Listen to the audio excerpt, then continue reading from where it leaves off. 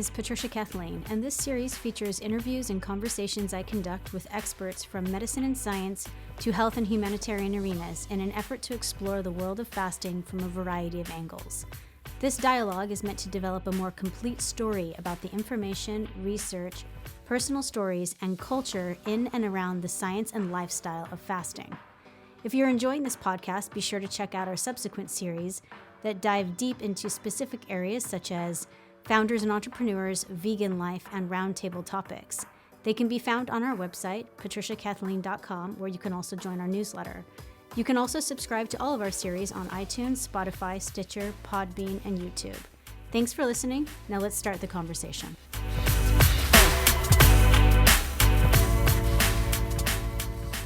Hi, everyone, and welcome back. I am your host, Patricia, and today I am elated to be sitting down with Susannah Juteau.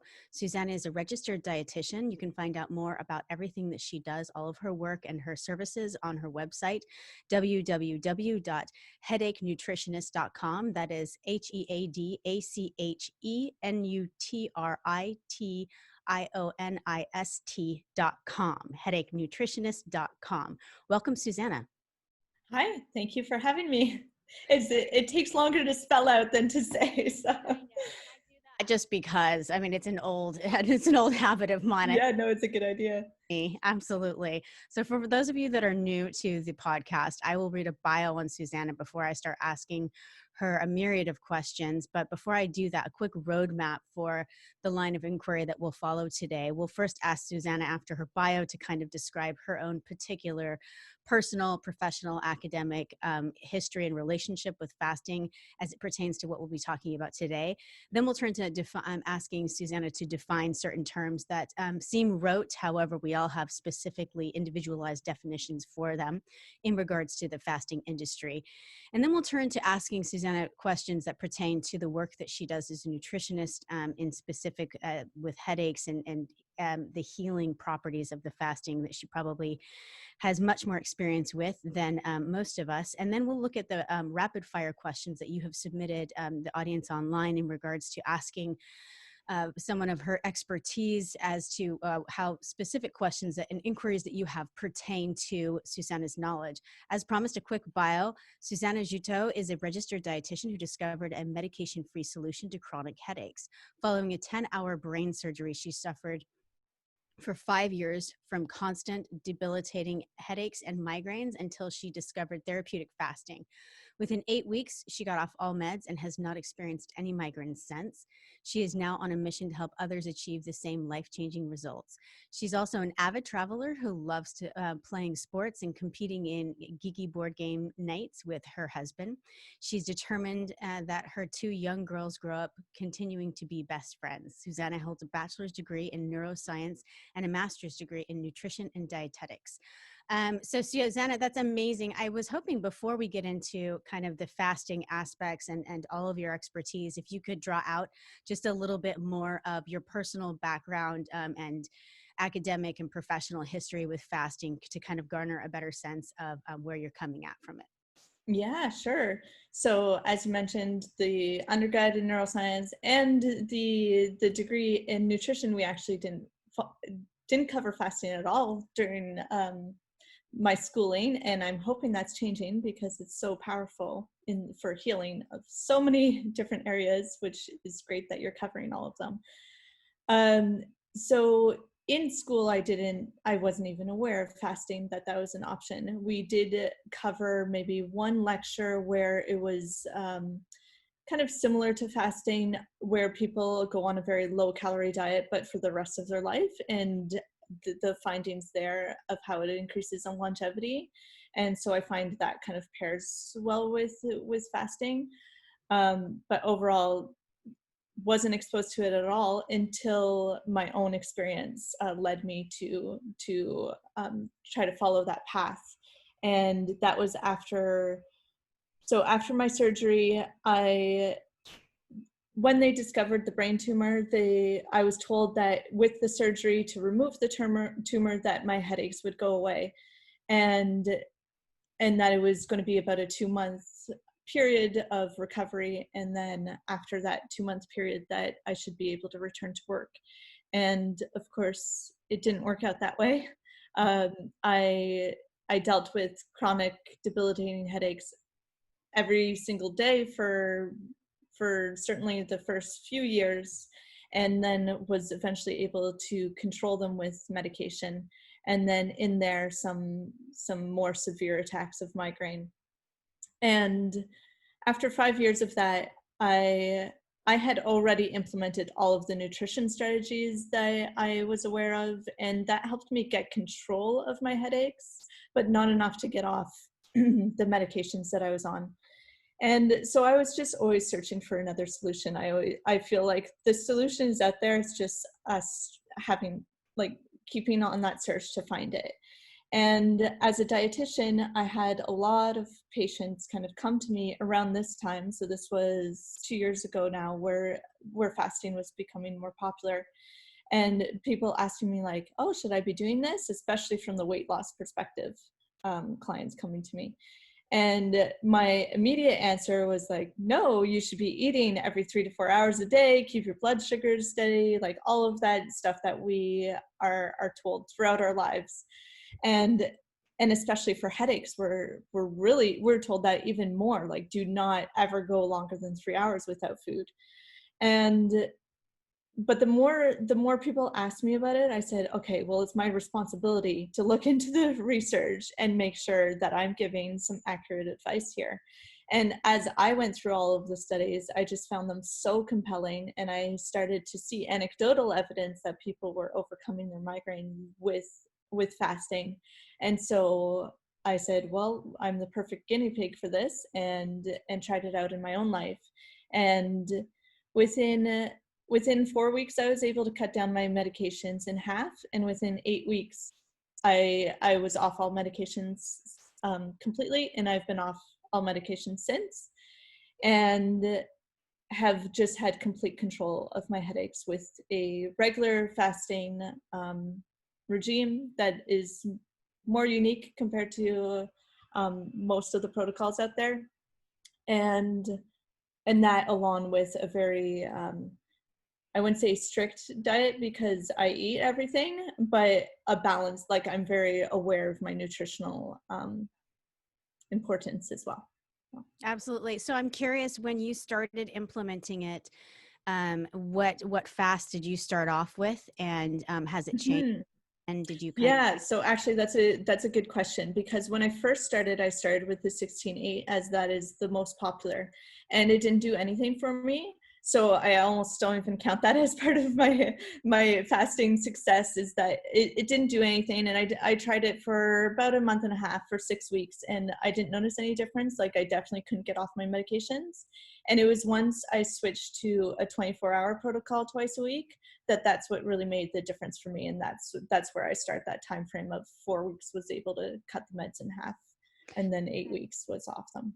So. Is it the same as OMAD when you say 24-hour? Is it dinner to dinner, or one meal to the next day? Yeah, so it is dinner to dinner, so that there's no day that I'm missing a meal, which was really important for me with young kids.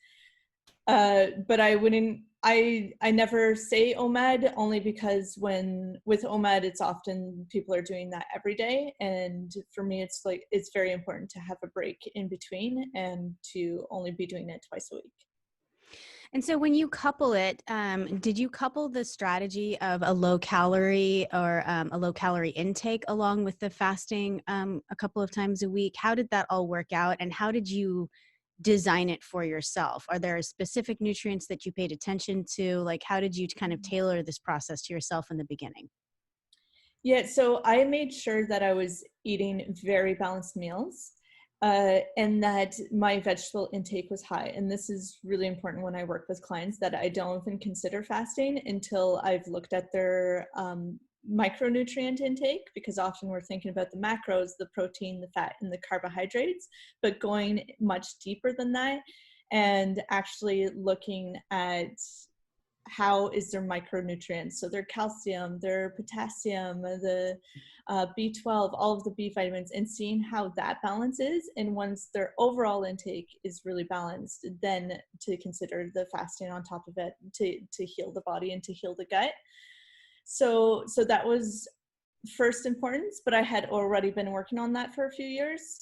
And then on top of that, I follow, it's more similar to the 5-2 fasting protocol, but I don't refer to it as 5-2 because there's that, sometimes 5-2 can mean that you're having 500 calories throughout the day, like spread out throughout the day. And for me, it's really important to get into the autophagy, so that I'm fasting for longer than 16 hours. And it's a clean fast during my full 24 hours. So going from one meal to the supper to supper and just having tea and water during that time. I see. Yeah, and you kind of just dropped a breadcrumb I want to pick up right there, and get into our definitions. I'm glad you brought up autophagy. I do want to unpack as well what you're suspecting is happening with them, the alleviation of the headaches in regards to the gut and autophagy and all of those things. But first, I would love to have you unpack how your brain defines these terms when they're said. So not necessarily how they're medically defined, but how you internalize them. So how are you defining fasting?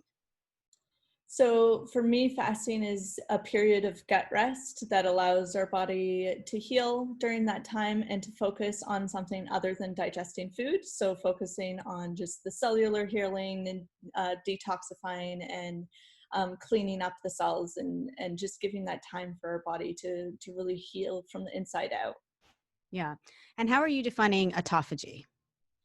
And autophagy would be that period that I say longer than 17 hours of a fast that we start to get into autophagy, which is further cleaning and just maximizing that I like to do the analogy of it's kind of like house cleaning. So if we hire a house cleaner for 1 hour, they might be able to, like sweep the floors and vacuum and, do the dishes or something.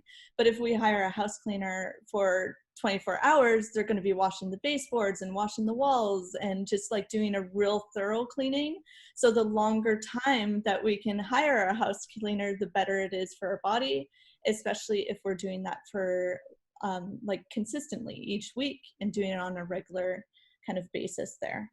So for autophagy, I think of it that way. And I really like to hone in on the neurons and what's happening with the neurons is that we, throughout our life and the environment that we're exposed to, the foods that we're eating, we're just building up different levels of toxins throughout our lifespan. And a lot of that kind of falls on our neurons, and just being able to clean up a little bit of, a heavy metal while we're in autophagy, or, just every time that we get into that period, we're cleaning up a little bit more. And that allows for that mental clarity and the overall like cutting down inflammation and the many beautiful benefits that come with fasting. Absolutely. Do you personally, you practice, it sounds kind of this tailor-made, occasionally one meal or eating every 24 hours twice a week. But have you personally practiced longer fasts? Have you played around with 24 or 48? You're doing 24s, 48, 72, 5 days. Have you looked at any of those, and have you had any success, or what was the curiosity when you did them? Yes, so I think there's so much power in those as well, the 3-day and the 5-day fast in particular. And my belief is that it'll have the same results. But it's not practical for my lifestyle. So I have a 5-year-old and a 2-year-old. So for me, the most important thing is that I'm connecting to my girls and that we're having those supper meals together. So for me, it's just not practical to do a 5-day fast. And I have done several 3-day fasts, especially if I'm out to a conference or something, then that, to me, that's like the perfect time. I'm not with my girls anyways, and I'll do a 3-day fast on those days. But overall, it's just not something that I would consider at this time to do it that way. But I think there's a lot of power in just even doing a 3-day fast once a month. And I think it really depends where someone's at. So if kids have grown up and are out of the house, then I kind of discuss with my clients what the options are and where they feel is kind of the best spot for them. But definitely those longer periods of I feel like the 24 hours is kind of the minimum. So if people are willing to do a 5-day fast, then that's even better. As a dietitian, I'm curious, how do you describe the differences between, I find a lot of people have practiced OMAD or some form of one meal a day naturally in their lifetime. You know, people stumble into it, people do it for religious purposes. There's a myriad of reasons that adults usually have practiced it at some point. When you introduce the concept of a longer fast, you talk about the 17 hours and hitting autophagy with this, extensive housekeeping, which I love that picture of. What are the benefits after, the autophagy kicks in that you kind of introduce clients to? Can you kind of explain what you say, your introduction when you're speaking with people? It happens at 48, 72. This 3-day fast is a very common one for people to go to next after Right. 48 or just straight into after OMAD. What are some of the key benefits that you tell your clients to look for? I definitely focus more on the autophagy and say like the longer, then you even have even more of that chance, because as soon as you eat, then you've stopped that autophagy process. So I definitely point that out. And then the longer time, the more inflammation is cut down. The more benefit of having, especially for brain health, just using ketones as a fuel instead of sugars as a fuel, especially for the migraine prone brain, that's really effective. That I like to think of it as kind of 2 doors into the cells. It's like you can either be using the glucose door all the time, or you can be using the ketone door. And for the average population, they're just using the glucose door. But if we can have that balance of using both, then our brains can really use both types of fuel and maximize all of the benefits that come from using ketones as well.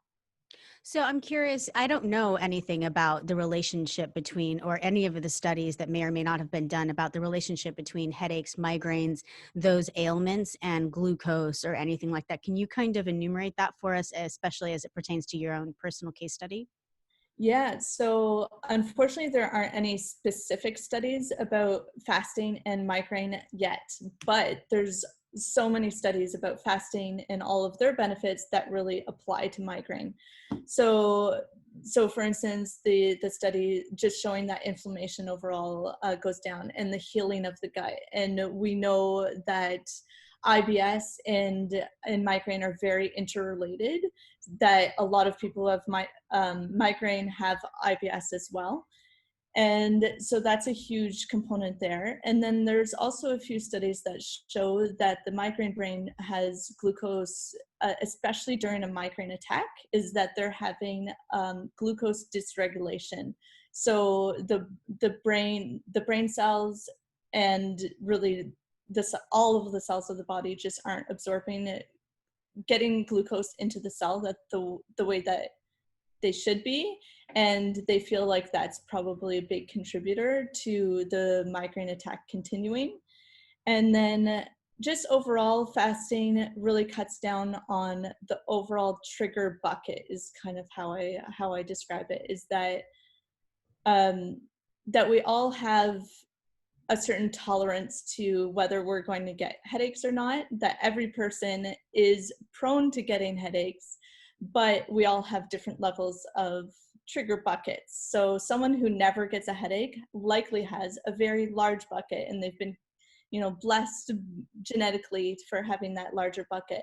But then anyone who gets headaches here and there, they have kind of that medium-sized bucket. And then the migraine population has a very small bucket. So all the whether it's food triggers or environment or heat or toxins in the air, there's all these different things that add into the trigger bucket. Sleep and stress are 2 huge ones. So sleep, stress, and nutrition are the 3 main ones that add to that trigger bucket. And as soon as it's full, then a migraine attack will happen.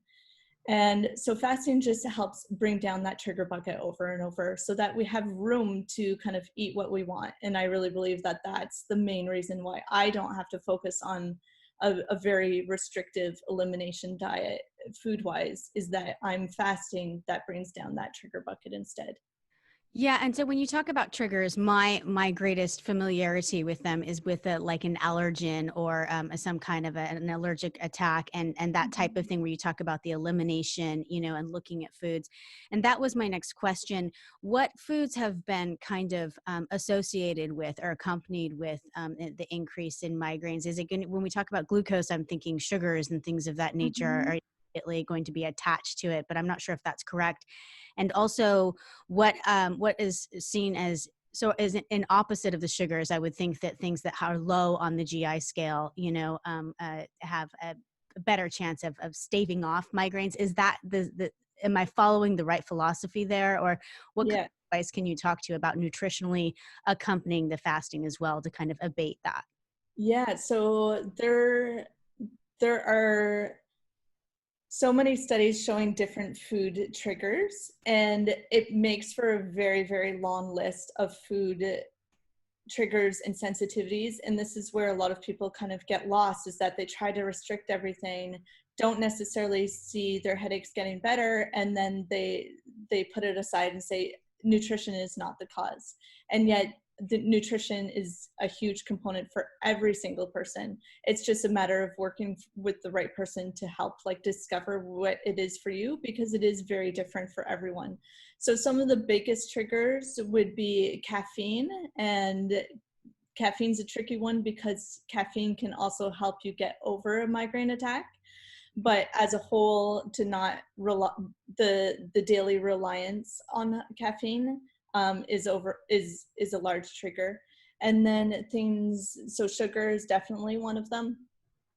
Peanuts are another large one. Anything that's a potential allergen, like a popular allergen, are also likely to be a food sensitivity in the migraine brain. So there are some, there is a particular test that I find extremely effective with my clients, is called the MRT, which is looking at, they look at 140 different foods and 30 different chemicals to see which foods unique to you are causing inflammation in your body. And then you do an elimination diet based on the foods that are unique to you. And that's the most effective way of cutting out foods that I've found. Is the MRT, is it a blood test or is it Yes. Yeah, it's a blood test. so anyone can go in and get that and they're looking at like 140 different triggers or allergen causing things? Yeah, so overall it's 170 different triggers, and then the results give what foods you can eat. So unlike other tests where it says like just cut all this out and you're left overwhelmed, it's like you start with eating these and then you reincorporate a few more and a few more each week. So it's only medical professionals who can offer the test. So either through a registered dietitian, because we're certified in comparison to nutritionists, and some medical doctors and stuff that can offer that test. So I'm curious about like the applicability, just the kind of rudimentary or layperson's view of fasting. If I had a migraine, would you recommend that the next day I skip breakfast? Like what's the treatment prior to and after in Mhm. relationship with fasting? Yeah, so definitely, as I mentioned, like the looking at the food is the first step. And then the next step is just to do a 12-hour fast. And I'm I'm very pro following the circadian rhythm as much as possible. So stopping food at supper. And that's a huge shift for a lot of people because so much of our calorie intake is in the evening. And I feel like that is also a unique approach to me, is that I am very pro like stopping food intake right after supper and then going to the next day. And a lot of people actually find just that shift alone makes a huge difference, Mm. so that they're doing a 12-hour fast and it's not overwhelming. Anyone can really do a 12-hour fast, and it's just like really connecting to that idea is that I need gut rest to be able to heal my body. So that's the first step. And once people are kind of like, oh yeah, 12 hours was so easy, especially for anyone who is dealing with migraine, like we're so used to eating every 3 hours that going 12 hours seems so unrealistic and like scary. So as soon as someone does that 12 hours, they're like, oh, that was so easy. And then it's a matter of like kind of pushing their supper meal a bit earlier, not eating as soon as they wake up, but rather waiting until they're feeling more hungry and kind of compressing that window. And then from there, just working together and seeing if they're open to the idea of doing the longer fasts. And it's more just the education component of saying like, what is autophagy all about? And once people are learning about that, they're all on board for saying, okay, I'm totally willing to try a 24-hour fast. So do you feel like that they are closely linked, that the gut rest and the autophagy that kicks in at 17 hours is aiding in preventing or stopping migraines? Do you Absolutely. connection Yeah. in? So you could potentially tap into it very, very quickly. If someone has a cluster of migraines, and in some of those cases where, people have 3 or 4 in a row day after day and then stop, like the idea of going in and doing some gut resting and reaching into like a 17-hour autophagy could potentially, in your opinion, help stave off another one. Yes, it can certainly help stave off, and it's like that beginner stage that people start seeing some results, but they're still, still getting, especially the low grade headaches. But it's as you say, kind of staving off that migraine attack, and then just adding more each day. And I feel like fasting is definitely a long-term game rather than a quick fix. So Yeah. as much as, finding results in 8 weeks is pretty amazing, but I had very good control of my headaches to start with through nutrition. So for most people, it's actually longer than an 8-week period, just because the nutrition component has to be first. And so yeah, just really connecting to the piece that this isn't a long-term game. One of my good friends is a functional medicine doctor, and she always points out that if you've been sick for a decade, then it's going to take at least a year to heal from that. And for many people dealing with migraine, it's been decades. So it's certainly not a quick fix with fasting, but it's that you're doing a gradual you're improving your health each time that you do a fast. What does it look like? I haven't ever had a migraine, and so I'm still kind of grappling it. What is the longevity of it? Is the duration, I guess, of the migraine smaller? Like, do things slowly start to, as you talk about this healing process, it's not just a coin that switches over. And so I'm wondering, do you slowly start to see signs that it's working? For you, 8 weeks, was it a gradual, and what did those signs look like? Were they further apart? Was it less in duration, severity? What did all of that look like? Yeah, absolutely. So it's a combination of the frequency, severity, and duration all together will slowly start to go down. And so instead of having a migraine attack, weekly, then maybe people see it going to 10 days and going to biweekly. And there's of course a huge hormone component to it too, so it all depends on time of the month for females. There's a lot of other factors at play, and so it's really a holistic approach to healing migraine, that we have to look at lifestyles, sleep patterns, how exposure to blue light, and then stress levels. So it's really like looking at all of these different pieces and improving all of them as much as we can, and then gradually everything starts coming together. So and everyone's so different too. It's like, how long have you suffered from migraines? Is it in your family? What medications are you taking? Because that's another huge component, is if someone's taking a lot of over-the-counter, then solutions, then there's that whole period of getting over those rebound headaches. So someone might not see results right away, and that doesn't mean that they're doing it wrong. It just means that there's a lot of factors to look at that we can't even get into all of them. So Yeah. Just mentioned kind of genetics. Is it very common to have migraines run in families? yes, it is very common. And sometimes people don't even realize that it runs in their family, but then they find someone like an aunt who suffers from it, or just we're um, with migraine, you might tell someone when you're in attack, but otherwise it's a very invisible disease and you don't really talk about it much. And you might not be familiar that someone else in your family has it, but there is a large genetic component. And then another component is just even an injury to the head can lead you down that path of being very prone to headaches, and then filling up that trigger bucket and being prone to migraine on top of it. Right. Could fasting ever lead to the inverse? Could it ever lead to an increase of migraines? Is there ever a chance of that happening? Or is that kind of the opposite end of what that's designed to help? I mean, I think there's so many unknowns. I haven't come across that yet where it would be an increase in migraine, but because there's just so many factors at play, we might even attribute it to fasting, because that was like one major change that happened in life, when really someone slept 6 hours the night before, and then it could have been sleep. So there's just so many factors at play that it's hard to say.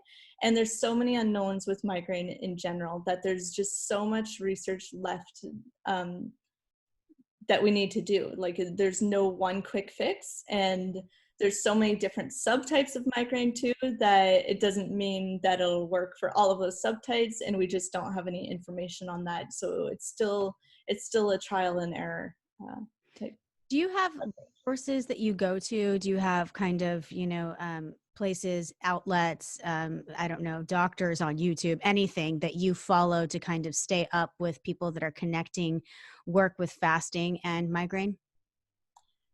No, I would say I'm quite unique in this area. I haven't come across anyone who specializes in fasting and migraine. Like, it's one of those really tricky topics where anyone who has migraine the only approach that they're familiar with is to go to a neurologist. So it's like your first step is your doctor, and then the next step is a neurologist. And most people are never aware that there's any alternative options. And because it's so tricky, like, you can never guarantee someone that they can overcome their migraine with the approaches that we take, because there's so much uniqueness to each person. So I feel like there aren't many people who have been willing to take this approach yet. And then of course, just fasting in general is kind of a newer approach. So I just haven't come across anyone. That doesn't mean that they don't exist.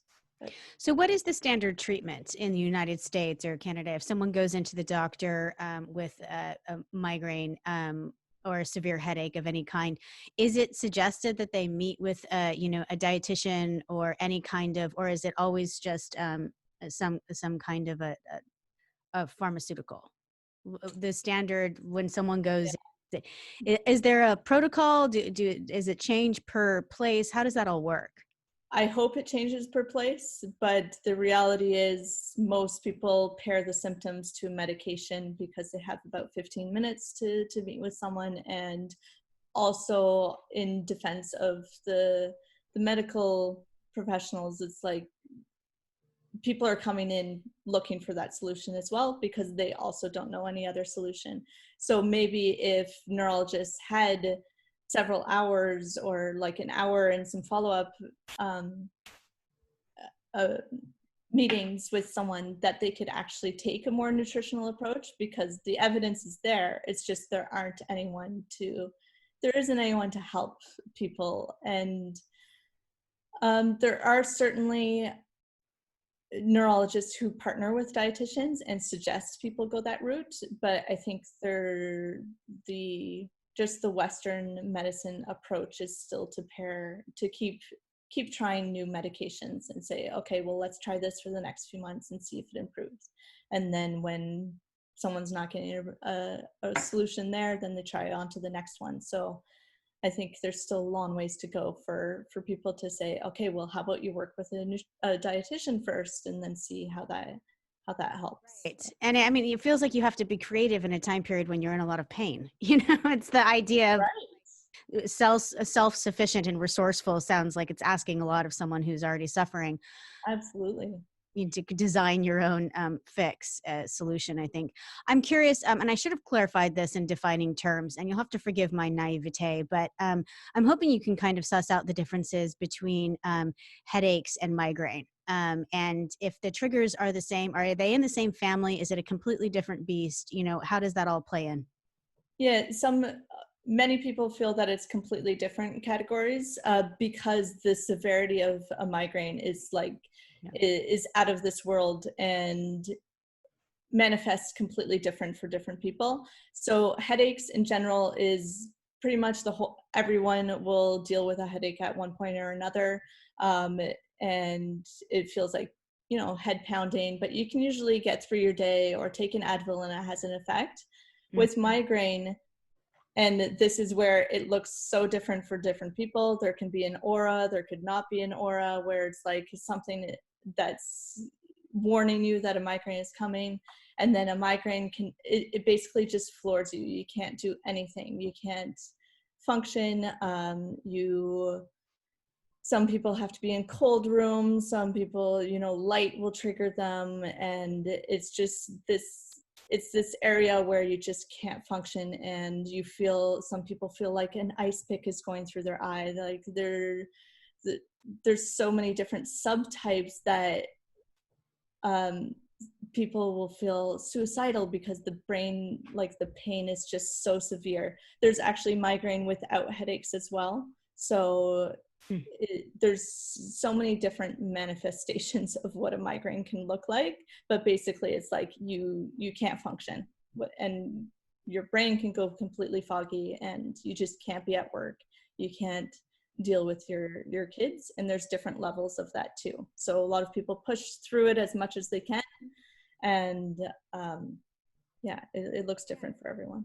And I've had a lot of colleagues and friends that have had them, and I've heard everything from, vomiting, the light sensitivity that you talk about. There's also periods of recovery. I have a friend that said it was debilitating because as an actor, she couldn't be on set the next day because it would take her out for a day and a half or so. And it was just this kind of when you need to be consistent as a parent, as anyone who has like a life that needs to be consistent. And it's just it sounds like a debilitating. It's also largely under discussed, as you mentioned. Absolutely. People that you wouldn't know about that, and you would know about other ailments that they had. I'm curious, when you looking forward and into like these connections and helping people out there, do you see more people kind of bringing it to the forefront of like it being a tool of this, at least the analysis of autophagy and linking the gut and all of that to a tool that can help with things like migraine? Do you see that happening more in the future? Do you think that more studies will come out, or at least people will start speaking about it more? Because it sounds like it's a very free and natural thing to try out, when you've got nothing left to lose. Where do you see the future of that heading? I certainly am very hopeful about that. And that is like really my mission out there, is to talk a lot about that there is this other like natural body healing process that that we're just not familiar with anymore. And I think a lot of like fasting experts are certainly talking about the possible effect, because they see amongst their own client population those who come to them and have migraine, even though that's not necessarily the reason that they're working with them, that they see the benefit in the long term of their clients overcoming their migraine. And it's never, with migraine, there isn't a cure, but we can reverse our symptoms. So if I was to stop fasting, or if my food was to, go out the wayside, then I am absolutely certain migraine will come back. But it's about this is a great tool to get control over our headaches, and rather than the headaches controlling us. And the way that you're describing it, it sounds very individualized, and I expect that we talk. I think that's why so many people don't go into it, because it is so individualized, and it just looks so different for everyone. So how someone with migraine disorder is compared to the person next to them is like completely different. Like, as you said, even nausea and vomiting, like that's very common, but then someone might never have had that and still suffers from migraine. So. Yeah, and then they're in the triggers and looking at the nutrition. That's all going to be individualized. It sounds like it's a long road and a lot of work. But the exciting part, I think, is as having your voice out there, and even people discussing these s- aids, and solutions into looking at to helping there being a light anywhere. I think is hopeful for anyone who's in suffering. And the idea that it could be done. What are the top 3 pieces of advice you would give someone who's kind of listening right now and thinking, I'd like to try this out, or I need to look more into this, who has migraine? What do you frequently tell people in an elevator whom you're not treating, but they say, I've got that as well. What do you suggest I try? So I always just leave it at the I leave it at the nutrition piece, like check your magnesium intake through food. So we often like to just add a supplement on top of things, but that's whole food first approach is much more effective. Um, and then, so magnesium is a huge nutrient that we're deficient in overall, especially those who do suffer with migraine. And then overall meal balancing when we're eating. And I like to encourage the 12-hour fasting. So to stop eating after supper. Yeah, absolutely. Are there any foods that have been linked to like just triggers? Is it sugar? Is there one thing that it's like that's the demon? That's one thing you It would be caffeine in that case. Yeah. If there's one thing to stop, it's caffeine. And that's where I get the most resistance, of course, because we're a very coffee addicted society. Yeah. Well, not if it's, I mean, the pain, I think that demon Oh, yeah. could possibly require me to put it down from seeing. Absolutely. Absolutely. Well, thank you so much for speaking with us today, Susannah. I really, I think that it's an industry that I can't wait to kind of produce more. Do you have any plans to be putting any like formal books or other information? If people want to contact you, do you have social media or a YouTube that you recommend people follow you on? Yeah, so I'm on Instagram at Headache Nutritionist, and then I have a Facebook group that I actually just started 2 weeks ago, and it's called Hope for Headaches, and I do weekly workshops there. So that's where most of my content in like helping people out would be in that group, and certainly have lots of plans down the road to expand and to get some some books. And right now I just have a chapter in a book of my own story and how I was able to overcome my own headaches and migraine. So Absolutely. Well, I mean, you're a flagship, right? There's the world's your oyster, but I think that opening up the community and really looking at this, these are the areas that, fasting, it's one of the oldest traditions that's being made new again. It was like people have been fasting since humans were on the earth. It's just that it's being reanalyzed and reaccepted. And these are some of the areas that I'm very drawn to, the amount of applicability for disease, alleviation, and I never say cure, but as a tool, it's free. Anyone can do it. There's a lot of forms of it, and it's just getting reanalyzed again. So this idea of it helping with migraine, it feels very natural to me because it has so many different mental perks to it as well. Philosophers of old have used fasting to kind of reach new heights of clarity, and so there's something similar to me that it would actually help with issues with the brain as well. yeah, just the mental health piece and the increase of serotonin. And I mean there's just, so I could probably list 100 different benefits that fasting can also apply to migraine relief. So Yeah, absolutely. Well, thank you so much for speaking with us today. I do appreciate it and all of your expertise. awesome, thank you so much. Absolutely. For everyone listening, we've been speaking with Susannah Juteau, and you can contact her on www.headachenutritionist.com. She's a registered dietitian. Thank you for giving us your time today. And until we speak again next time, remember to stay safe, eat responsibly and clean when you do eat, and always bet on yourself. Sláinte.